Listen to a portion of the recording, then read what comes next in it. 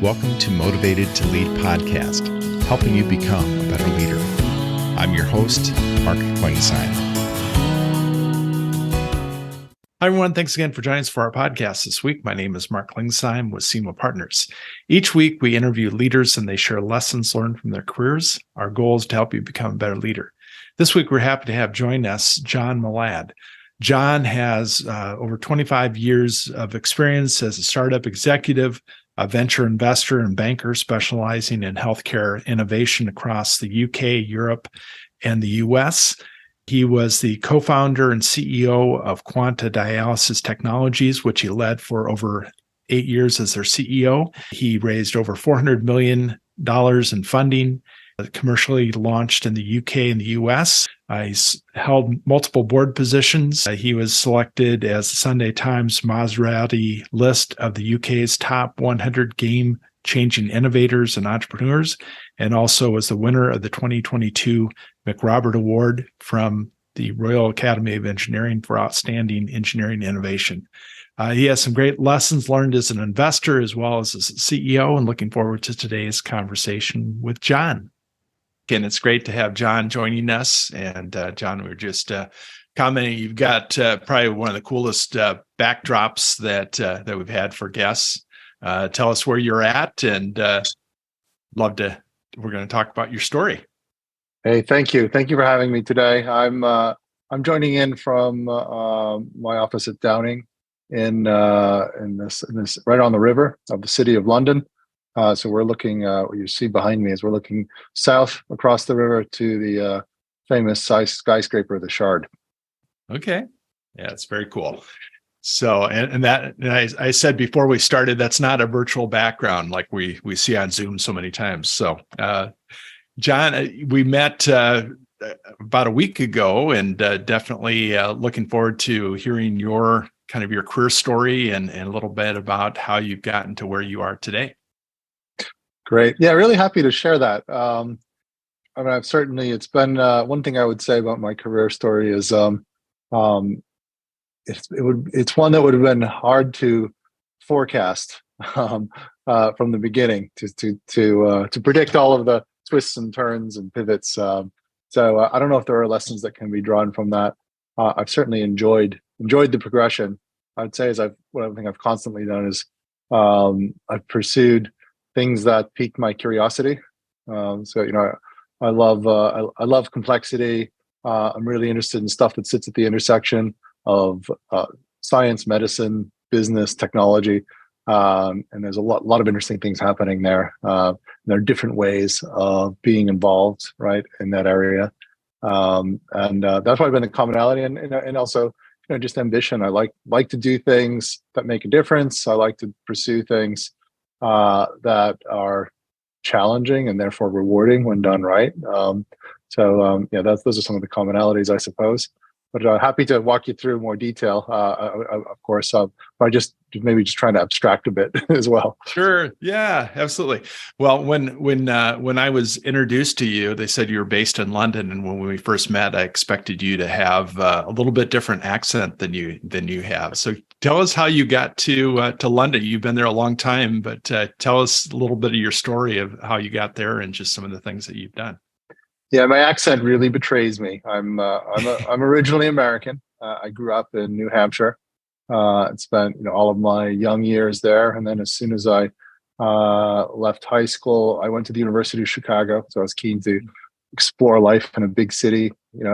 Having grown up as a country boy, and if you know anything about the University of Chicago, you will probably heard that it's academically intense, and I was really up for that.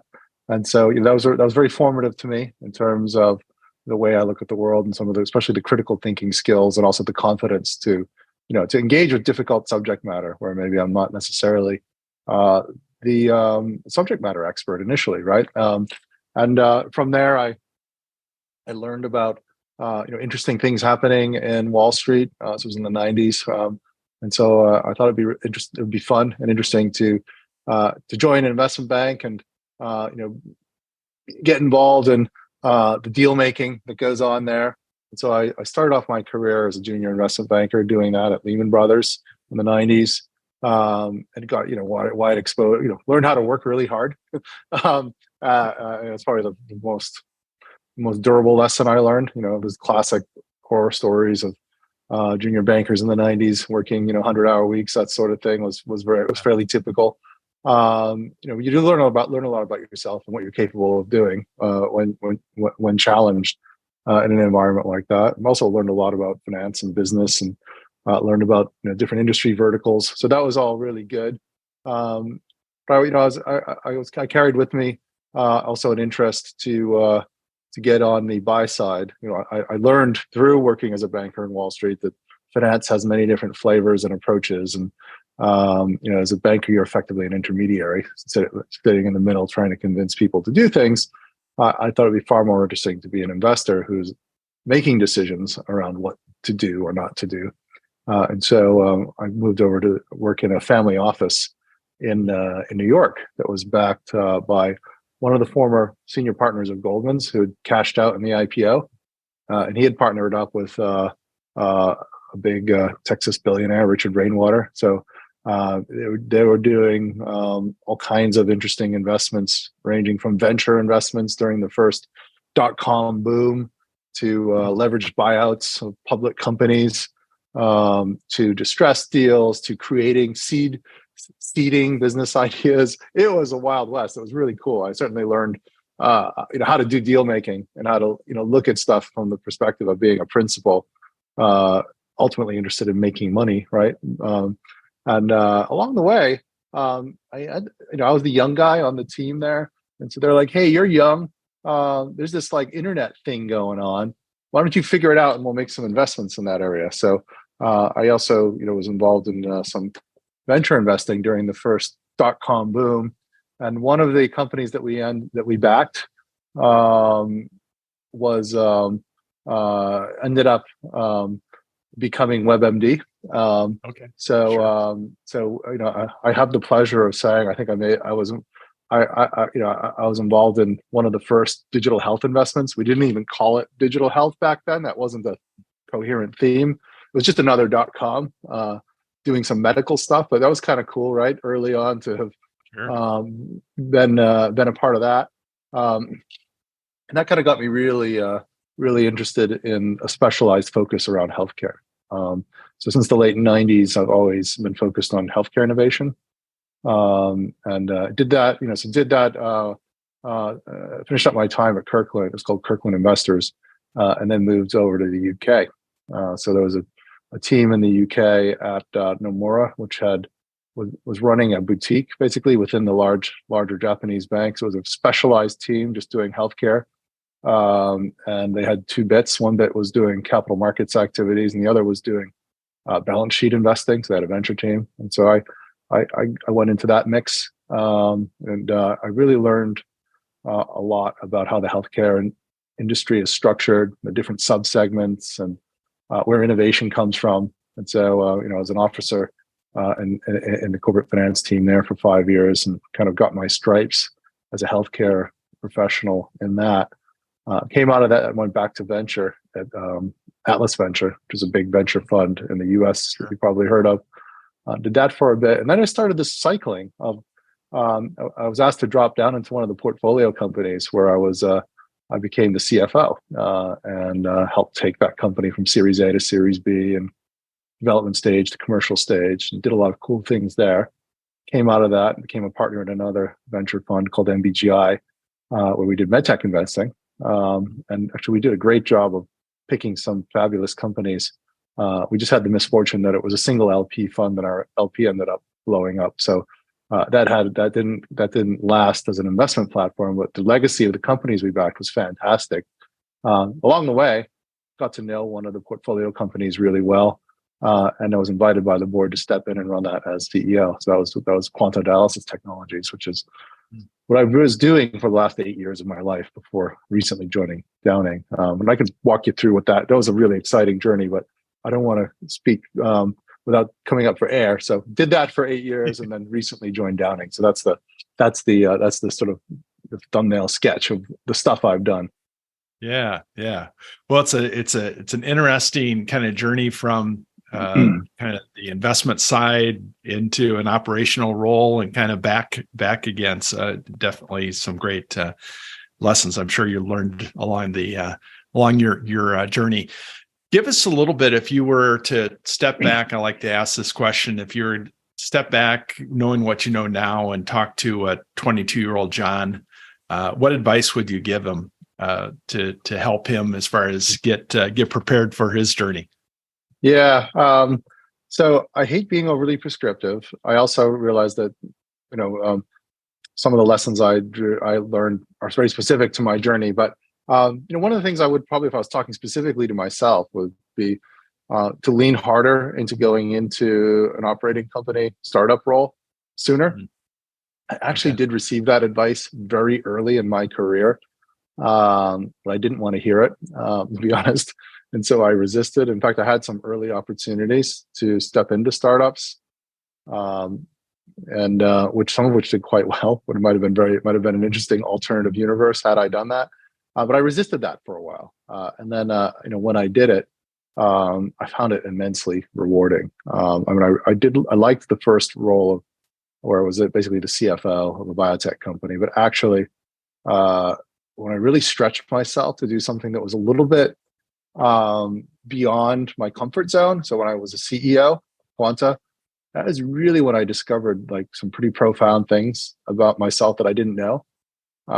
Like the sheer joy of building something, building a company, a product, a team.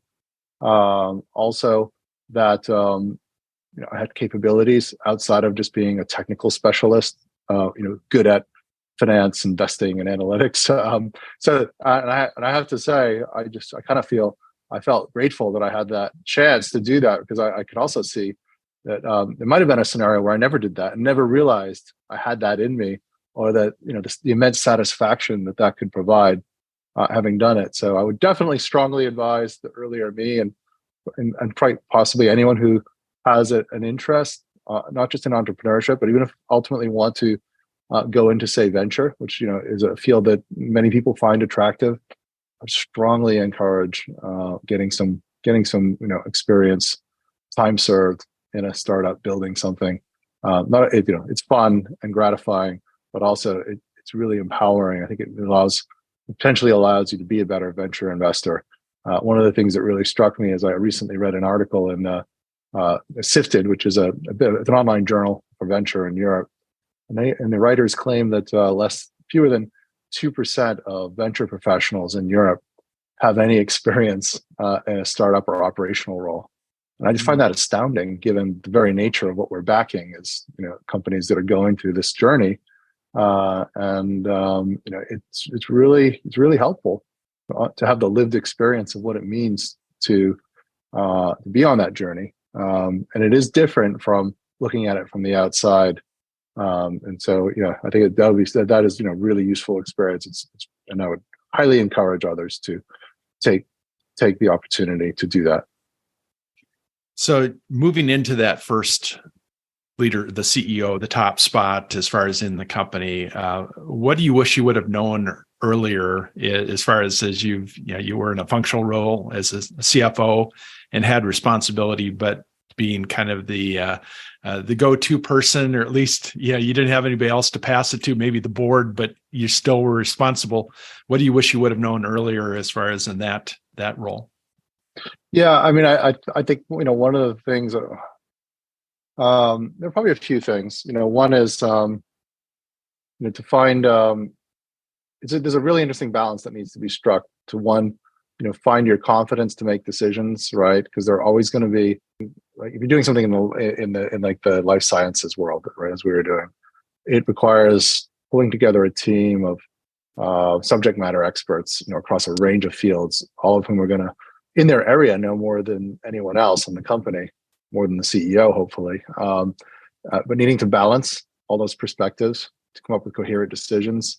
So, finding the courage and the voice to make those decisions, and just acknowledge that not everyone's going to always agree and or see things the same way on the one hand, but on the other is also knowing, when to give the space and the time, for other people to lead, and not always feel the need to step in. It's a delicate balance. because there are periods, especially in a startup life cycle, where somebody like a CEO just needs to make some hard decisions.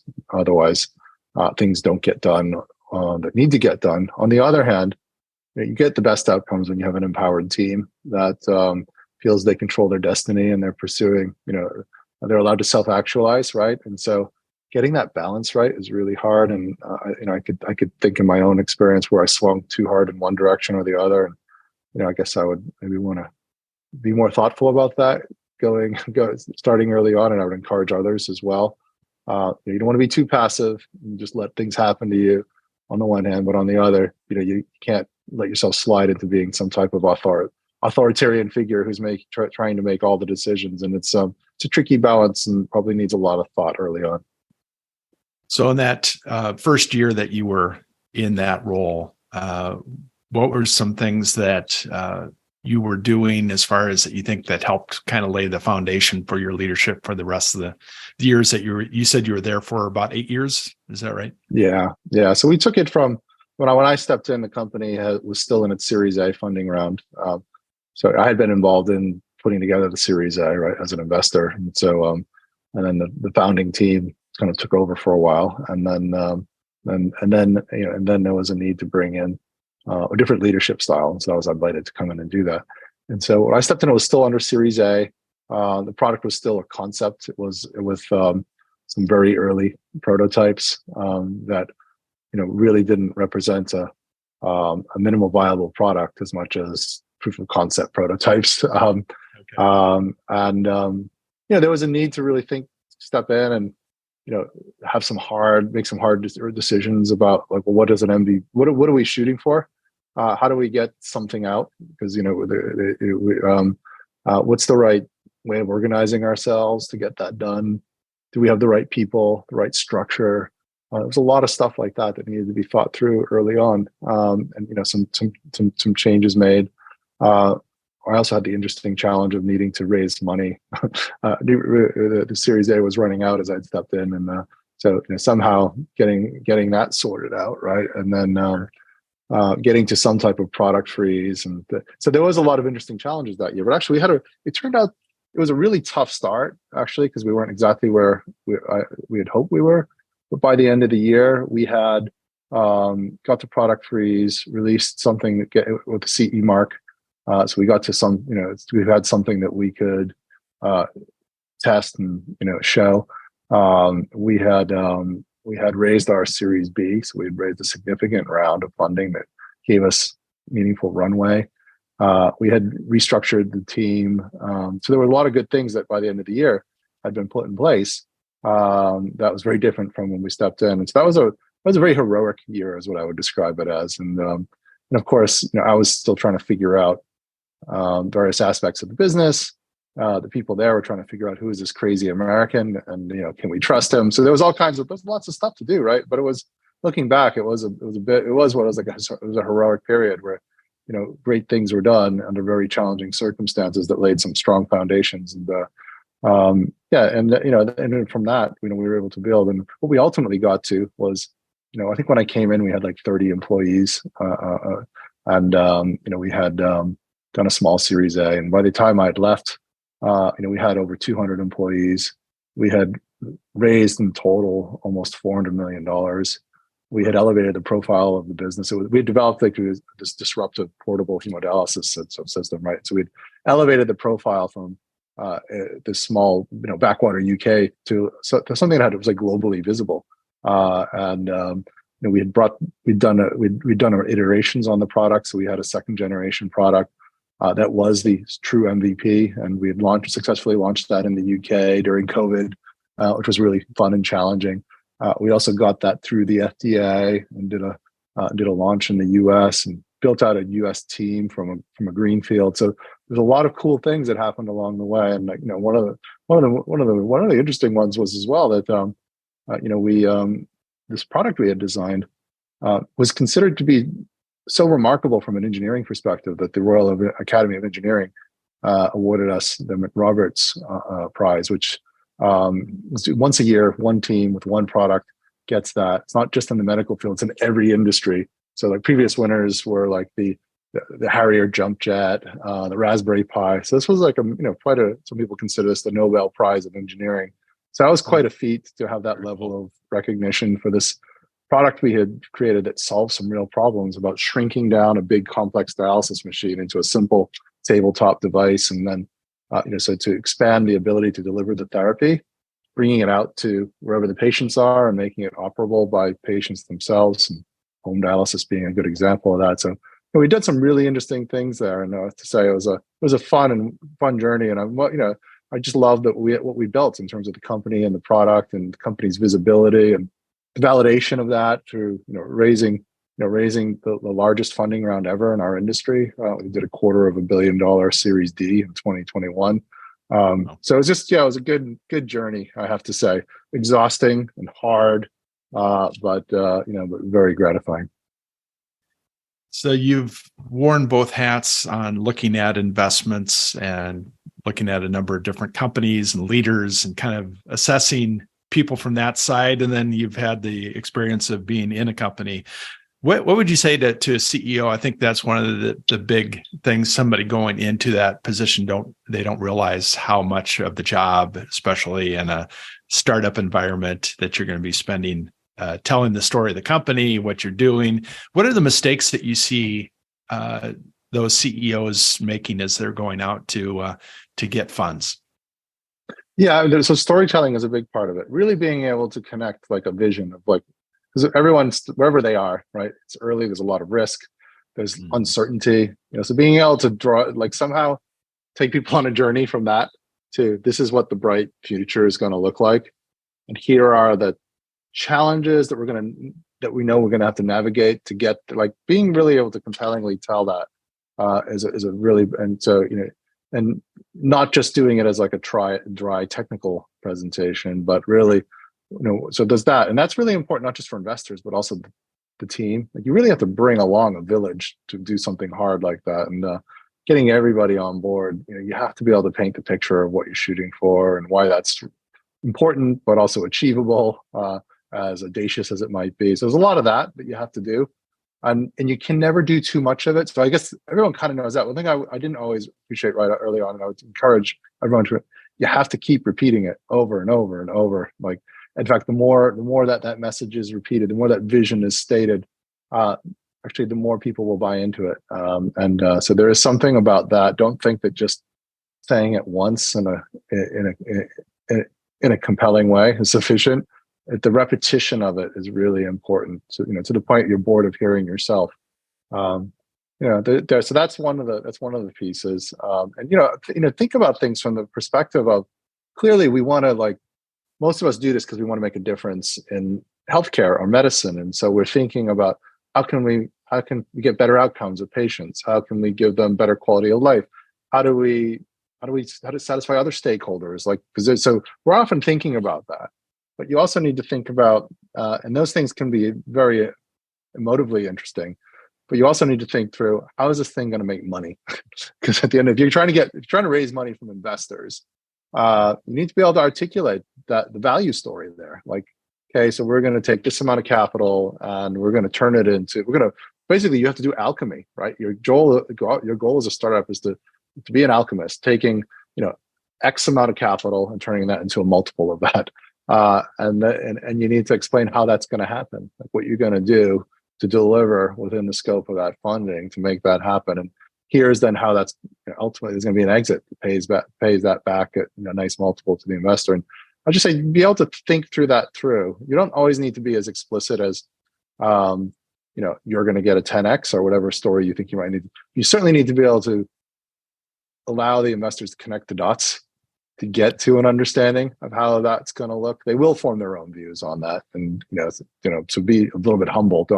But give them the pieces, the breadcrumbs they can follow to get to that understanding. And if you're thinking about your story that way, I think you're likely to get to a better outcome.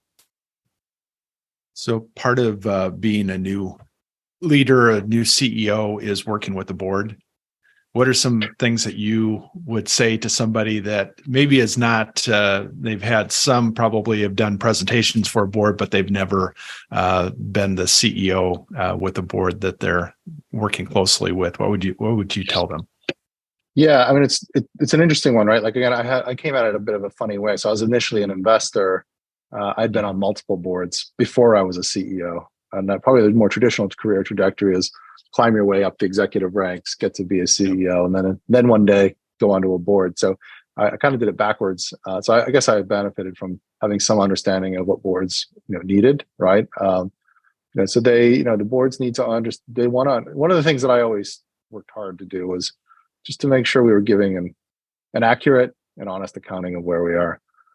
Because the temptation is, there's always a temptation to sugarcoat things, to tell the positive story, keep the board sweet. But the reality is what the reality is, and you can, you're better able to cope with reality if you have an accurate and honest understanding of it, and your discussions are informed by that. So I certainly encourage teams to always strive to just accurately to have a cold hard look at where they really are, and to as best as possible accurately explain that to boards.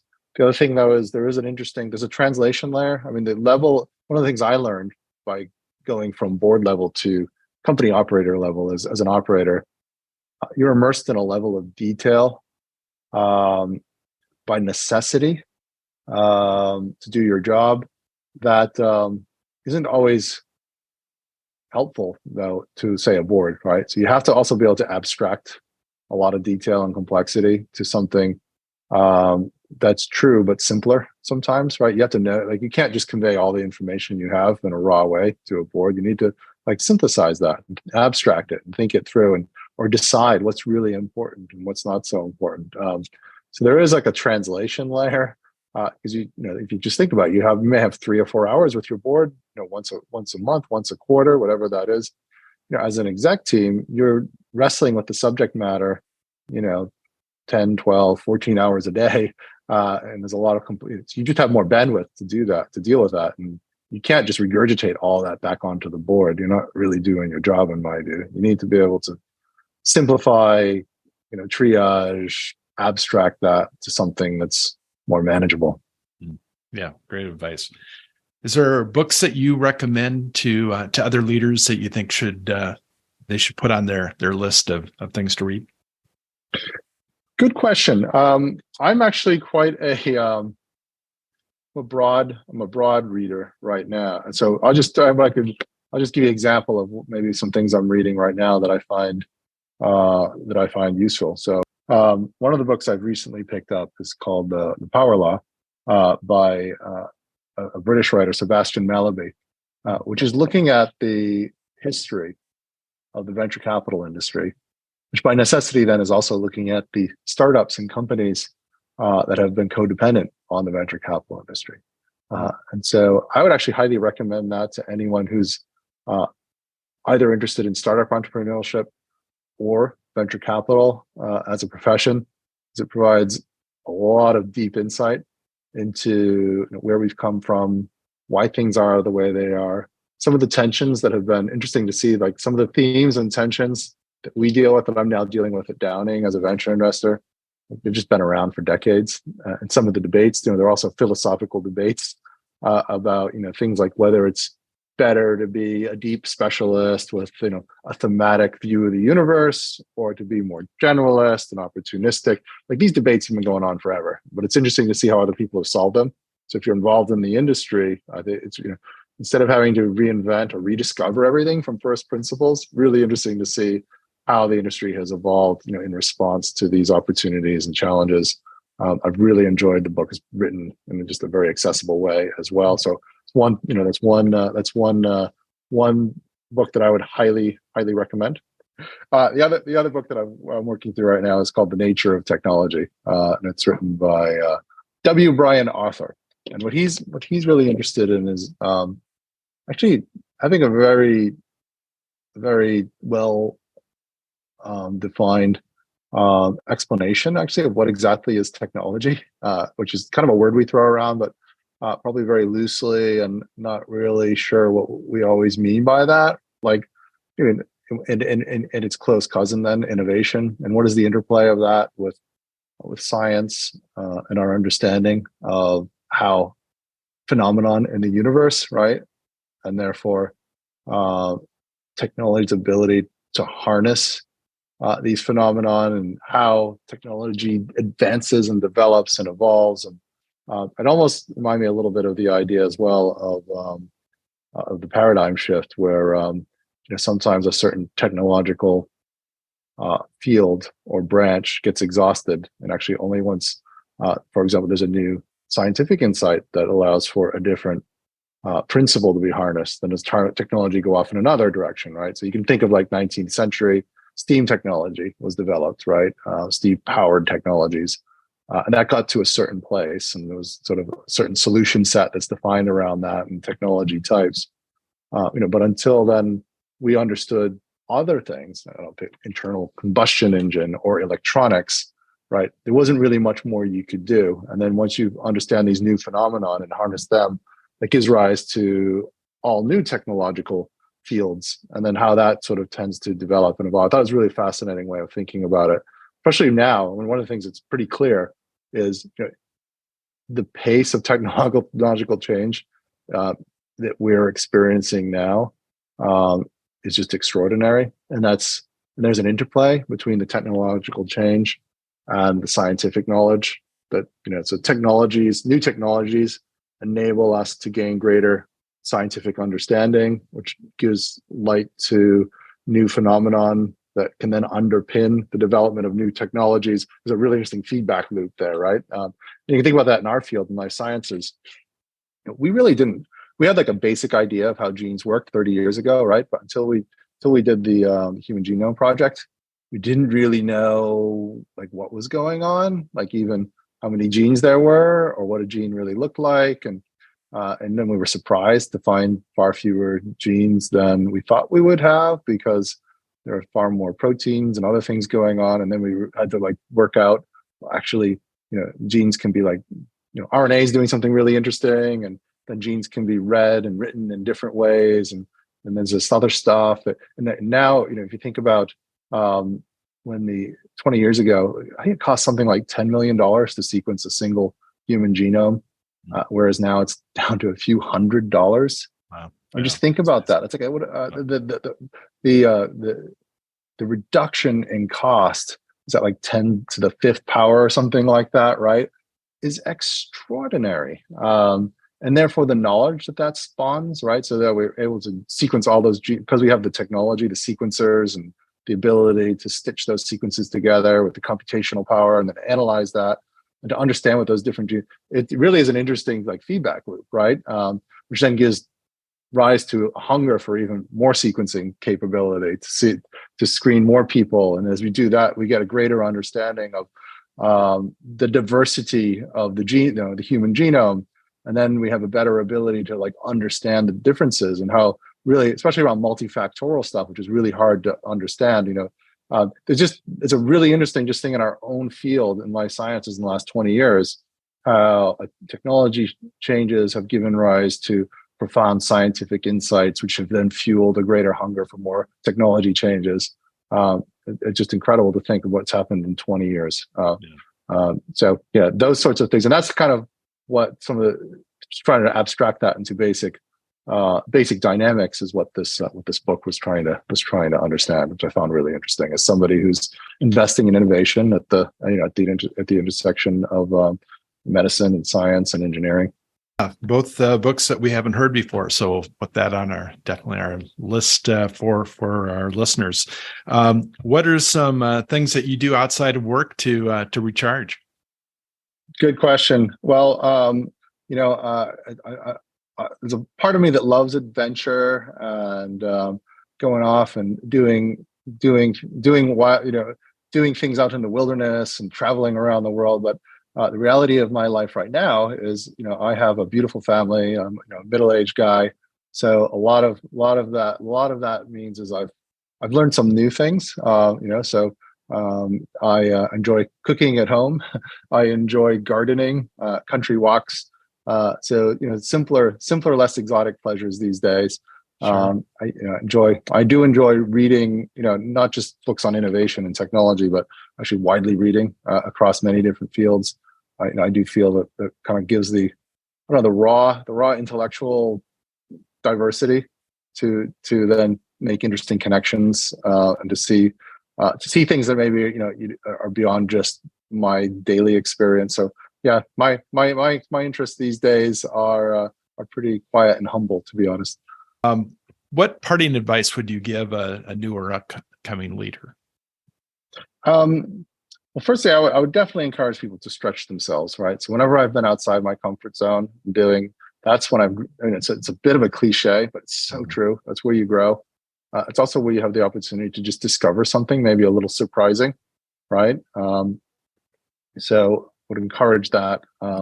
It certainly is clear to me that I think sometimes we're not great at really understanding risk. So there's often a perception that doing startup, for example, is a risky thing, where it's maybe somehow the safe bet to stay in a big company. And I wonder sometimes if people are maybe not fully measuring or understanding the risks. I mean, I've seen as many people made redundant, in very predictable ways at big companies, as I've seen people lose jobs from startups. I think sometimes there's a misunderstanding of the true risk because people make risk-based adjustments and decisions in isolation, right? So they think, startups are risky because they can fail, or they go from feast to famine, which is true, by the way, right? But then they don't appreciate that the baseline risk that they have in their life is not zero. And so, they think it is, right? And so then maybe decisions get made based on a faulty assessment of relative risk. So that's one thing I would just say is, maybe sometimes make sure you're taking a really honest view of stuff, and don't take false comfort in some narrative where you think your current circumstances are giving you like a zero risk situation, and therefore anything else is unacceptably risky. Oh, great thoughts. Definitely appreciate you taking some time out of your day to talk to us. I know this can be helpful for those listening, and wish you continued success. Thanks for having me. It's been a lot of fun. Thank you for listening to the Motivated to Lead podcast. Please subscribe on iTunes. You can also see a video version of this interview at motivatedtolead.com. This podcast is brought to you by Symetis Partners, helping you find your next great leader.